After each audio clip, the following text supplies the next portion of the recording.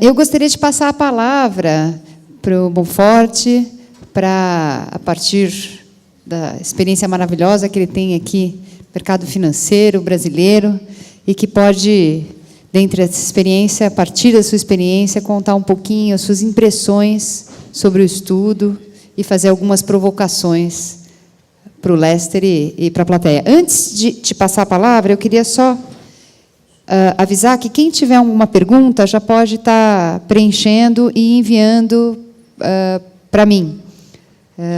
Tem as pessoas da equipe na sala que podem recolher perguntas. E a outra coisa também que eu queria só de ressaltar, que essa é a nossa terceira edição, né, do Fórum, e que a gente gostaria muito de ouvir a opinião de vocês para melhorar ainda mais o nosso Fórum. Então, queria pedir muito para que todos não deixassem de preencher a avaliação que está aí no caderno de vocês e entregar para a nossa equipe na saída. Tá bom? Eu estou já avisando agora, eu vou avisar novamente no final, mas é para que ninguém esqueça de preencher a avaliação. Por favor, Bonforte. Boa tarde a todos. Muito obrigado, pessoal do IDES, por me convidar. É muito gostoso participar de um ambiente onde as pessoas são predispostas a fazer o bem, né?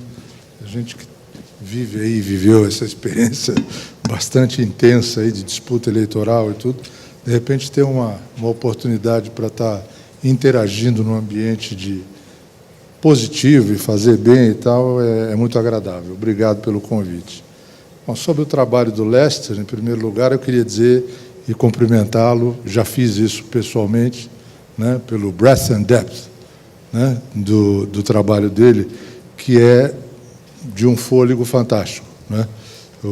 A pesquisa que eles fizeram e a organização dos findings e os questionamentos são bastante profundos e amplos, como eu disse, né? E o que eu gosto nisso é que oferece caminhos, né? Muitas vezes a gente fica discutindo e, desculpe a expressão, achafudando na dificuldade de fazer coisa, mas não surge ideia nova, né? Essa claramente é um caminho árduo, difícil, mas novo, uma ideia nova, né? Com relação a isso, eu entendo que a persistência, o staying power, é o nome do jogo, né?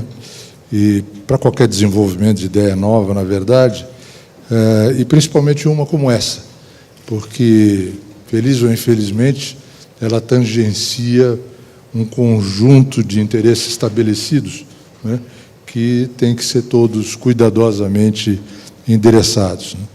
Curiosamente, na minha carreira profissional, eu participei intensamente de processos de privatização, primeiro como banqueiro de investimento, na época da privatização de telefonia, e depois como executivo principal de uma empresa chamada VBC Energia, onde se deu a privatização das distribuidoras de energia CPFL, C3E e tal, que foram adquiridas por esse grupo. O que eu sinto com relação à experiência e o que está sendo colocado aqui é que você tem um conjunto de fatores aí condicionando esse caminhar ao sucesso, caminhar com sucesso por essa estrada, não é? O primeiro é a orientação política, evidentemente, não é? E lendo recentemente um livro chamado Ideias Conservadoras, né, que veio numa hora que quem se diz um pouco conservador é assim, você é conservador, né? E as pessoas ignoram que todos nós somos conservadores, né? Eu conheci recentemente um negócio de crowdsourcing chamado It's Noon, e eu quis testar o negócio porque eles lançam perguntas e as pessoas contribuem as ideias. E como eu tinha lido o livro, eu perguntei, né, o que você acha de ser conservador? Você tem coisas que gostaria de conservar? E é impressionante a quantidade de coisas que vem, começando pela família, pelos amigos e tal. Então, quem tem coisas para conservar é conservador. Então, lendo esse livro, eu aprendi que o pêndulo, né, da orientação política, ele oscila em momentos de orientação mais para mercado e mobilizar a sociedade e a iniciativa privada, e um movimento do pêndulo um pouco mais para intervencionismo e o exacerbamento do papel do Estado, né? nesse momento no Brasil, explorando um pouco o Brasil, a gente vive o pêndulo mais para o lado de entender que o Estado tem um papel mais preponderante do que em relação ao pêndulo do lado de lá. O segundo é a motivação, né? Você faz isso por convicção ou por conveniência? É por necessidade ou você quer realmente desenvolver as coisas porque acredita nisso, não é? As privatizações no Brasil elas foram muito feitas quase que por necessidade. E a necessidade pior, que é a necessidade por aperto fiscal, né, para aumentar as receitas do governo. E aí fica um pouco mais difícil você abrir mão dos proventos desse evento, porque é para suprir o caixa do governo. É menos problemático quando você está num contexto onde você precisa atrair investimentos, novos investimentos, que era o caso também em telefonia, em toda a infraestrutura. E é o caso hoje no Brasil, né? Hoje, no almoço, estava com uma conversa com o Jorge Gerdau, a estimativa do Comitê de Gestão, lá que fez um trabalho com a McKinsey, é de que são 650 bilhões de reais necessários para investimento de infraestrutura que está atrasado, já é para uma demanda que está explícita hoje, não é para preparar, como na China, para o próximo 30, 50 anos. Então, aí já é um pouco mais fácil de você, muito embora as privatizações, algumas de concessão, são a redução do ônus com relação ao usuário, né? A tarifa menor e tal, ela não implica em dinheiro. Bom, como eu disse, a nossa liderança política está mais voltada para... Então, é a coisa da persistência, né? Você tem que levar um tema. Outro problema que nós temos hoje é que, para rodar um programa de privatização, há a necessidade de restauração de credibilidade, que aparece muito no trabalho, né, que foi apresentado pelo Lester, e a minha leitura particular, eu acho que de boa parte dos brasileiros, falta competência para executar essas coisas, né? Então, temos um tempo para que essas coisas venham a acontecer. Rapidamente, nos seus 5 pontos, a privatização underway, claramente a gente não tem, porque não há convicção de que esse é um bom caminho hoje no Brasil, não é? Assets com características especiais. Eu, lendo as histórias todas, o sistema bancário italiano que você conta, né, eu pensei, o que tem aqui no Brasil parecido, né? Tem coisa onde há disputa de ownership, de propriedade. Tem, por exemplo, o sistema de distribuição de água é um negócio disputado entre prefeitura e Estado, né? Muito pouca gente sabe disso. Eu sei, por acaso, porque eu fui do Conselho da Sabesp, né, e tem essa disputa, né? A outra coisa é hoje, que é difícil cair essa ficha hoje, porque se perde a eleição falando disso, né? O sistema bancário na mão do Estado hoje não tem muita razão de ser, e uma prova é o Estado de São Paulo, que vendeu o Banespa hoje é um banco pujante, e o Estado sobrevive sem o Banco do Estado, né? Eu tenho a impressão, eu fiz minha lição de casa, eu tinha bastante coisa para falar, mas, de repente, volta a palavra depois, né? Eu acho que é uma longa estrada, né? Mas eu acho que ela é promissora. E aí, uma das coisas que eu queria falar, né, não é nem inteligente, mas pode ser curiosa, né, é arrumar parceiros, que é um dos seus pontos, para essa empreitada de convencer o governo, né? Claro que a maioria das pessoas que devem contribuir para isso estão aqui nessa sala, mas eu lembrei que a Ruth Cardoso criou as OCIPs, as organizações da sociedade civil, e quando você olha as OCIPs, todas elas estão envolvidas com ativos do Estado com propósito social. Ou hospital, ou são centros de treinamento, ou são museus, ou são... Não é? Todas elas estão envolvidas e administrando isso. Qual é o caveat, qual é o problema? Elas dependem de orçamento estatal, né, do governo, e tem que renovar aquele contrato todo ano. Falando com o Cláudio Carvalho, ele tem a Poeses, né, que administra vários centros de entretenimento aí. Claro que o ideal seria ele ter uma quantidade de recursos permanentes para poder dar continuidade aos trabalhos. Então, só me ocorreu sugerir para quem vai esposar essa tese, caminhar nessa estrada, que as pessoas das OCIPs provavelmente são parceiras nesse objetivo. Eu acho que meu tempo deve ter acabado e estão por aqui. Tá? Obrigado.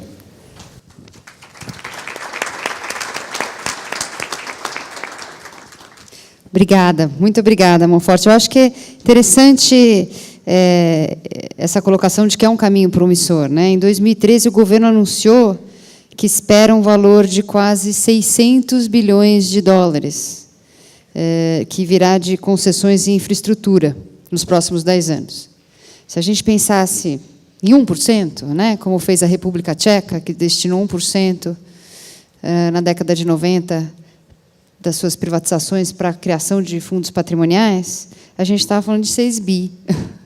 É um número muito expressivo e que podia realmente resolver essa questão da sustentabilidade das organizações sociais e promover esse pensamento de longo prazo, que eu acho que é muito importante. E eu queria... Permite só uma observaçãozinha de caráter prático, curioso, né? Porque eu fiquei pensando como é que existem coisas aqui no Brasil, e eu estou lá envolvido com o Instituto Elos, em Santos, que é uma organização que mobiliza comunidades, tá? Uma ONG. Né? E eles me contaram que uma das empresas de terminais do Porto de Santos, que ganhou uma concessão lá, teve um grande problema com o envolvimento da comunidade do entorno.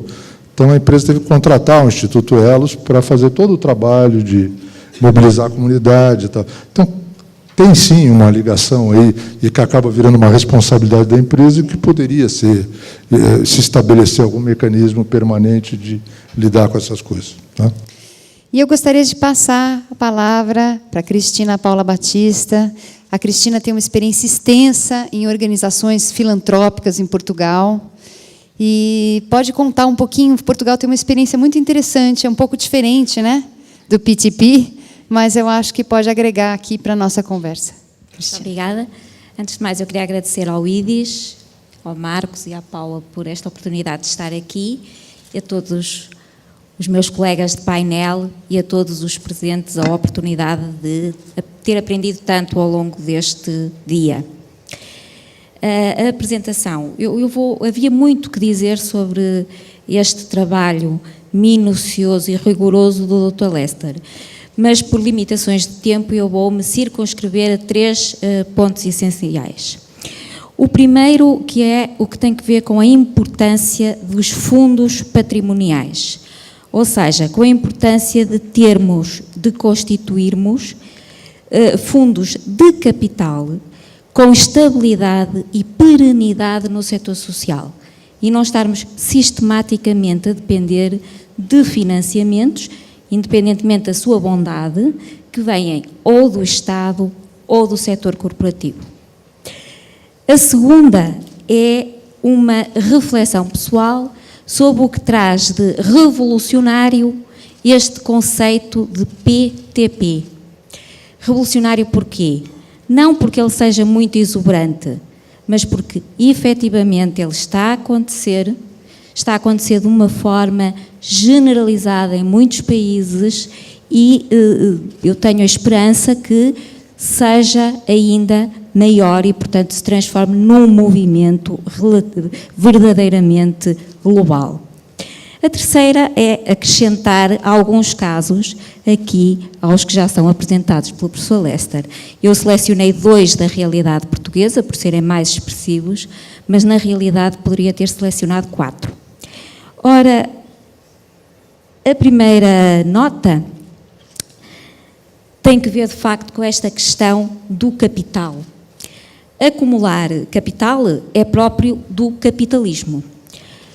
E o capitalismo gera meios e tem os seus instrumentos para, designadamente, o recurso ao mercado, para fazer esta acumulação de capital. O que nós sabemos, e é aqui que nós temos que refletir, é que, pelo facto da taxa de retorno do investimento em capital ser mais elevada do que efetivamente o desenvolvimento, nós assistimos a um movimento global de grande concentração do capital em grandes empresas multinacionais. E o que está a acontecer é que as privatizações estão a aumentar ainda mais esta concentração. Porquê? E eu temos assistido, eu posso-vos dar o exemplo de Portugal, quando se privatizam determinado tipo de empresas públicas, elas são compradas por grandes multinacionais e, portanto, aumentam ainda mais a concentração de capital. Podem sempre dizer, bom, mas isso gera recursos para o Estado. só que gera recursos para o Estado que não se destinam depois ao investimento. Ou seja, os recursos gerados para o Estado ou vão alimentar a máquina burocrática do próprio Estado ou destinam-se, como no caso de Portugal, mais uma vez, a subsidiar uma balança de pagamentos negativa e muito excedentária, portanto, a subsidiar a chamada dívida pública. E, portanto, temos aqui, de facto, um ciclo de empobrecimento do Estado, por um lado, e de concentração do capital em grandes instituições multinacionais, que não é de todo favorável ao desenvolvimento sustentável da sociedade. Ora, se nós conseguirmos canalizar uma parte destes investimentos, destes fundos que se destinariam ao Estado para este tipo de instituições, nós de alguma forma estamos a contribuir para, por um lado, ter um investimento efetivo em capital, de cujos rendimentos futuros serão destinados a financiar o desenvolvimento social através do desenvolvimento e do empoderamento das instituições da sociedade civil. Isto é muito, muito importante. E é muito importante porque o nosso sistema democrático, o nosso modelo social, depende em muito do mercado, da propriedade privada, da liberdade e da sociedade empoderada. De uma sociedade que efetivamente consegue tomar decisões esclarecida, com justiça social, com igualdade de oportunidades e de acessos. E, portanto, nós precisamos de ter fundos estáveis para financiar esta função social e as instituições que mais diretamente estão ligadas a esta formação social, que são sem dúvida nenhuma as instituições da sociedade civil na sua múltipla diversidade. E isto é também bom porque, com uma sociedade civil forte, nós sabemos que a democracia se reforça. E se a democracia se reforça, o desenvolvimento é maior. Nós sabemos hoje que sociedades mais democráticas são mais desenvolvidas e produzem mais riqueza e distribuem melhor a riqueza e geram mais desenvolvimento. E, portanto, o Estado, ao dedicar uma parte destes financiamentos, está, de facto, a investir no longo prazo numa sociedade melhor e mais capaz de gerar mais riqueza, de a distribuir melhor e de se desenvolver mais rapidamente. Ora, desta forma, colocada desta forma, eu julgo que este conceito de PTP, para simplificar, é de facto um conceito revolucionário.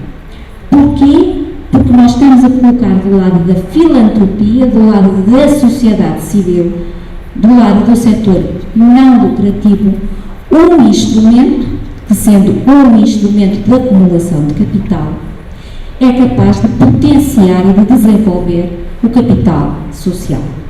Bom, é certo que este movimento já tem algum tempo. E eu tenho dois casos, só para concluir, e já escutei o meu tempo, em Portugal, que são paradigmáticos.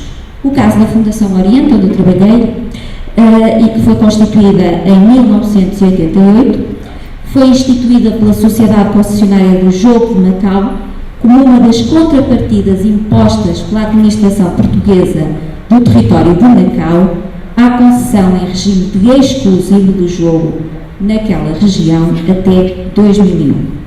Para terem uma ideia, neste momento os ativos em 2013, os ativos da Fundação Oriente rondavam os 305 milhões de euros e o seu retorno à sociedade, aquilo que investiu durante esse ano em bolsas, atividades culturais e atividades de solidariedade social, foi de 2,5 milhões de euros.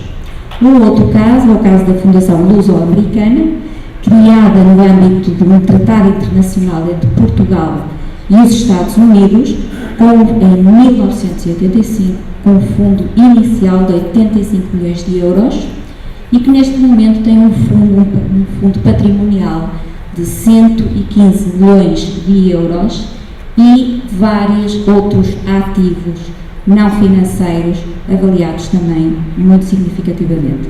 Era esta a nota que eu queria deixar. Muito obrigada e desculpa se me excedi.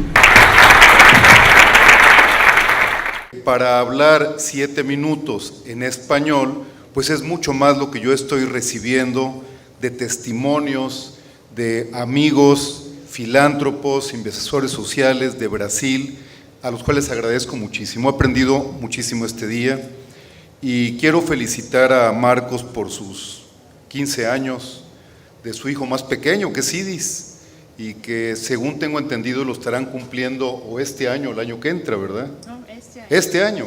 Muchas felicidades. Ahora que veía todo lo que hacen de servicios en Brasil es impresionante. Muchas felicidades y gracias por la invitación. Bueno, también quiero agradecer el haber estado en este panel con mis compañeros, con Cristina, con el señor José Guimaraes, con Paula, con Lester,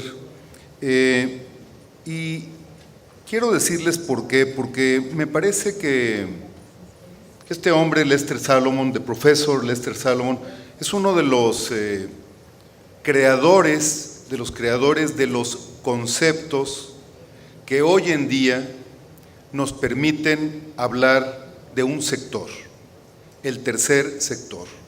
La primera vez que yo escuché esta palabra tercer sector fue cuando Lester apareció en México para invitarnos a formar parte del estudio comparativo del tercer sector, que en su segunda fase incluyó a 5 países de América Latina: Argentina, Brasil, Colombia, Perú, México. Entonces realmente él fue de los que, con las investigaciones y propuestas conceptuales, no somos empresa, no somos gobierno o Estado, pero sí somos un sector privado con dimensión pública, que luego se tomó aquí muy bien por varios brasileños, Rubén César Fernández, que hablaba de muchas cosas de este concepto, Miguel Darcy de Oliveira, mismo Marcos, etc. Entonces, bueno, estar en este panel y comentar este nuevo aporte que nos da Lester es un verdadero honor.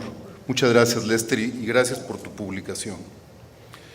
Y este nuevo aporte que nos presenta, que para mí es como un trabalenguas, por lo menos en español, ya entiendo por qué le dice PTP, es más fácil decir PTP que philanthropication through privatization. En español es mucho peor, es como parangaricutirimícuaro. Yo quería traducirlo y me suena filantropización, bueno, es dificilísimo, pero el concepto es muy claro. Y yo lo veo como una búsqueda muy profunda de Lester para fortalecer el sector sin fines de lucro privado que trabaja por el bien público.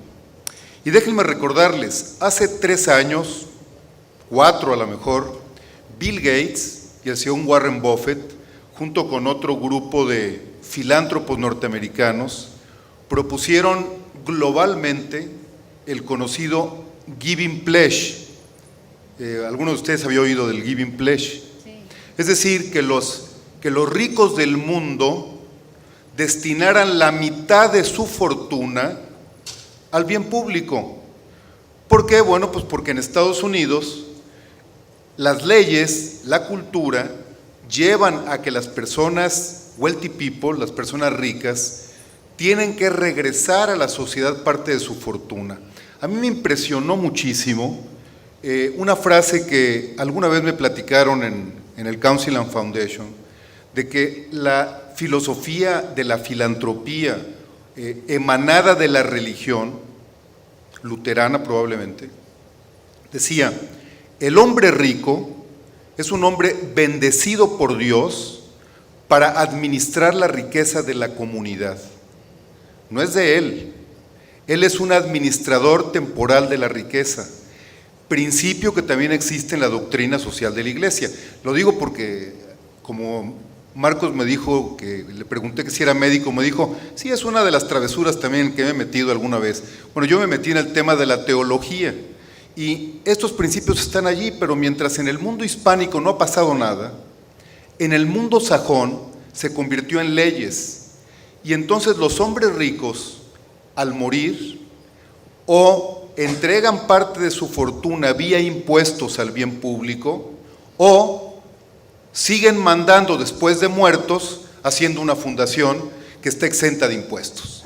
Entonces, bueno, esto ha creado el poderosísimo sistema de fundaciones, 88,000 fundaciones donantes, con activos por más de $800 billones en el mundo de Estados Unidos y el mundo sajón. En cambio, en América Latina, casi podríamos contar con los dedos las grandes fundaciones con patrimonios. Porque yo creo que culturalmente el mundo hispánico no quería que el poder se distribuyera en la sociedad, la corona y la iglesia. Y en cambio el mundo sajón, que le teme a los tiranos, quería que se repartiera el poder en la sociedad. Entonces creo que esto lo menciono ahora porque puede ser una de las explicaciones, un minuto más, una de las explicaciones que permiten entender las dificultades que va a enfrentar esta idea. Es decir, yo creo que es una extraordinaria idea que nos propone Lester sistematizada, que como él dice, no es un proyecto de futuro a probar. Ya existen en el mundo más de 500 proyectos de este tipo. Pues sí, pero aquí tenemos una cultura que se va a oponer y que la han recogido los gobiernos y que difícilmente van a aceptar pasar dinero público a manos privadas. Hay algunos casos, pero me parece que van a encontrar esa enorme dificultad.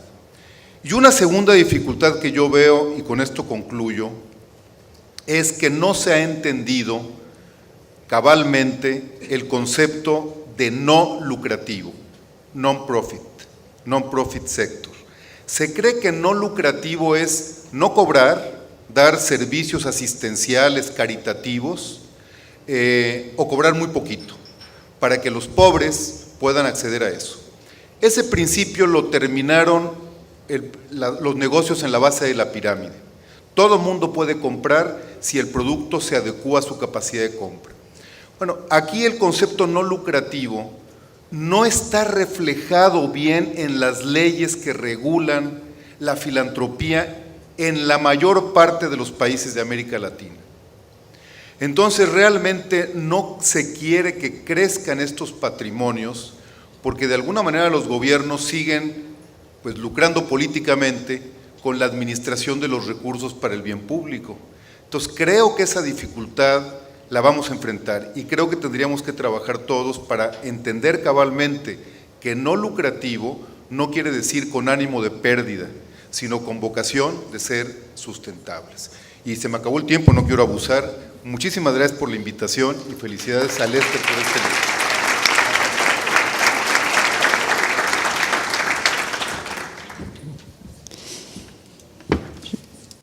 Jorge é grande filósofo também, né? Trouxe olhar mais filosófico aqui para a questão do P2P. Mas acho que muito importante é essa possibilidade de criar um terceiro setor mais sustentável. Eu acho que esse é debate muito urgente na sociedade brasileira e que também faz parte, né, do objetivo do P2P. Melhor falar o nome curto do que o nome mais longo. Eu queria saber se alguém tem alguma pergunta. Tem um microfone que ela pode trazer aqui para... tem um microfone aqui com ela. Ou se alguém escreveu alguma pergunta, gostaria que fosse recolhida. Ali temos um. Nós temos no Brasil uma situação singular no caso das licitações de obras públicas, que é parecido com o P2P. Eu gostaria que ele tomasse conhecimento disso. Trata-se das concessões, por exemplo, de Belo Monte, em que o consórcio ganhador precisa aplicar parte dos recursos nas comunidades... Em projetos sociais e nas comunidades que estão sendo afetadas. Estão sendo afetadas. Sim. Infelizmente, não se faz isso na forma de uma fundação que tenha recursos permanentes para melhoria constante dessas populações. Mas essa é um input, talvez, para os estudos dele, que eu acho interessante. Sim, principalmente quando tem dinheiro público, né? BNDES. Eu acho que esse é um caminho interessante. Talvez uma provocação interessante para o governo fosse exatamente essa. Por que não fazer com que essas ações não sejam apenas pontuais durante a obra, mas a criação de uma organização que trabalhe no longo prazo as questões daquela comunidade? Até porque, quando a obra termina, muitos problemas começam, né? Então, eu não sei se o Monfort tem algo a dizer nesse sentido, ou o próprio Lester. Uma das coisas que eu pensei, eu tinha anotado aqui, é isso, né? Você quando onera as privatizações, concessões com atividades, né? Mas o que me ocorreu também é que talvez isso seja um ponto até para justificar, né? Você criar... Porque isso não é core, né? Não é central para a atividade de quem vai construir ou explorar uma geradora, né? Então, na minha opinião, é mais uma razão para se organizar alguma coisa que receba os recursos e que tenha o expertise para fazer essas atividades sociais. Né? Então, eu acho que tem um ponto interessante do estudo, que é a questão de que as instituições criadas, o estudo, o Lester fez um mapeamento, inclusive, dos resultados operacionais e programáticos dessas instituições. E a conclusão foi de que essas instituições, sim, apresentam resultados impressionantes, porque nascem já de um processo de maior transparência, maior governança, e, portanto, acabam operando com padrões de excelência que são um exemplo, né, dentro da... várias dessas instituições estudadas são exemplos para outras e para o mundo. Então, a hora que você cria uma instituição com aquele objetivo, com uma governança estruturada, com transparências, regras de operação, regras de resultado, isso pode causar um impacto importante numa comunidade e na sociedade, né? Acho que essa é uma questão interessante. Detalle que me faltó comentar es que esta propuesta de Lester, si hubiera llegado a México hace 25 años, que se privatizó todo en México, los bancos, las telefónicas, los aviones, etcétera, pues ya tendríamos la fundación más grande de América, porque hemos creado las fortunas más grandes que hay probablemente en el continente, también algunas fundaciones muy grandes, pero no con este criterio de manejados por la sociedad. Ahorita en México se está debatiendo la reforma energética que implica capital privado en el petróleo y en la electricidad. Entonces creo que viene muy a pelo la propuesta de Lester de decir, ¿por qué no trabajamos sociedad civil, empresa, fundaciones, para que el gobierno vaya creando este tipo de porcentajes para lo social? Todos saldríamos beneficiados, como muy bien lo dice en su trabajo. Muchísimas gracias y qué gusto estar aquí.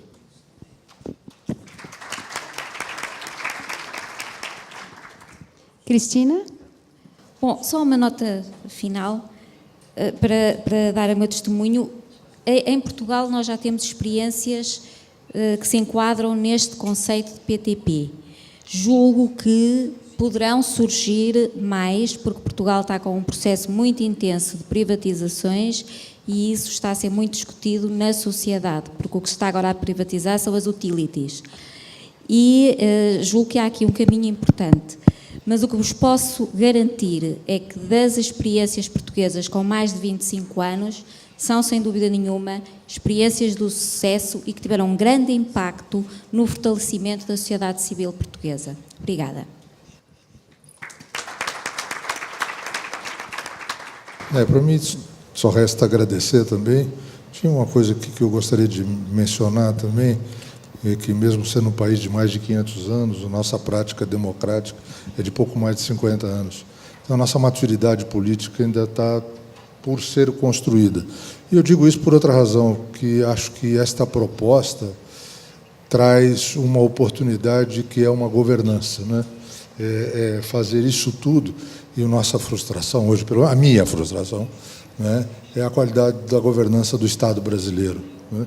Ela é muito pobre, ela é muito ruim, não há transparência, prestação de contas é um negócio que deixa a desejar, e na atividade das fundações, isso é central, né? Um processo de prestação de contas, de transparência. Então, acho que na hora de mudar o padrão e a atitude da liderança política, acho que essa oferta de uma governança melhor para essa atividade social, através de fundações, com dotação da privatização, é alguma coisa para trabalhar em cima. Mas tenha certeza que a gente sabe fazer a boa governança. Obrigado. Lester? With your permission, I have 6 points I'll cover very quickly. 6. 6, sorry. But that's right. I have 12, but I'm only going to do 6. 15 seconds per point. I'm sorry? 15 seconds per 15 point. seconds. Okay.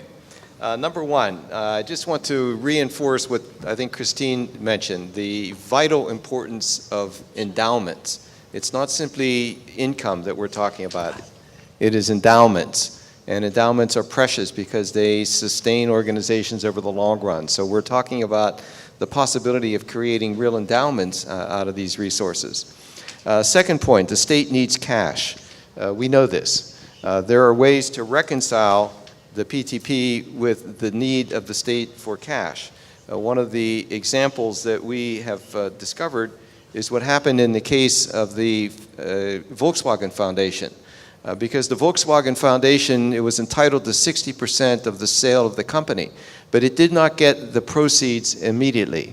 It was required to give the proceeds or lend the proceeds to the Federal Republic for 20 years and receive from the Federal Republic 5% interest on those assets. And what this did is allow the Federal Republic to pay off its debt with Deutschmarks and then convert back to the foundation the assets. And so this is the kind of possibility that exists, that the state can get use of the assets, but the foundation can benefit as well. Third point, concessions. I did not mention this, but I think that the PTP idea can easily be applied to concessions. It is very similar to the capture of lottery payments, where they are required by law to contribute a certain proportion. And in a way, a stream of revenue coming from either concessions or mineral rights or a lottery is the equivalent of an endowment. Because that's really what an endowment is. It throws up a stream of revenue. So concessions are not inconsistent at all. Jorge's point about the nonprofit not being understood, I think it's very important to understand that when we use the word nonprofit in English, we really should be saying something a little more complicated, and that is nonprofit distributing. That's what the term is intended to mean. It's not that the organization cannot earn a profit, it is that it cannot distribute the profit to a set of investors. But earning profit and making revenue is certainly permitted. Point number 5, I just want to take up the point that Jorge brought up, which is the point about power and the point about what is so important about the third sector in the first place that makes us look for sources of enduring revenue. And it is that central to the whole idea of philanthropy and the nonprofit sector, as I mentioned last night in some remarks I made, is this idea of pluralism. Or more particularly the idea of individual initiative in the public good. But the individual initiative is crucial, and it is what sustains and gives, I think, real meaning to this entire sector. And therefore, PTP needs to be seen in the context of a way to sustain, promote that principle. And if we give up that principle, we are giving up the whole concept of the third sector, of the nonprofit sector and of philanthropy. And it is inconsistent with some history in this region. But you all are building a different society, a democratic society, a pluralistic society. Therefore, it becomes all the more crucial to have sources of revenue that enduringly support that concept. And then the sixth point was the one that was raised just a minute ago about transparency.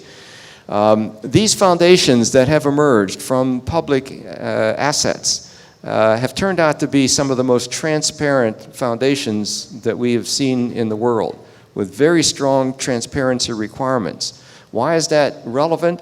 It seems to me that they can be, in a way, models of a kind of new way of thinking about nonprofits in general and certainly foundations. A model that basically says these are public institutions. They owe something to the public because they have been created out of resources that were, in some fundamental sense, created by citizens, or that are the birthright of citizens, the minerals in the ground. Therefore, they have a special obligation to be transparent, to avoid conflict of interest. And I think these foundations globally have put together a very impressive track record. And what we are doing is, for the first time, making them aware of each other, creating a community, and then using the skills and the techniques and the practice that they have come up with to take into other countries. And so we would be delighted to begin a PTP pilot test in this country.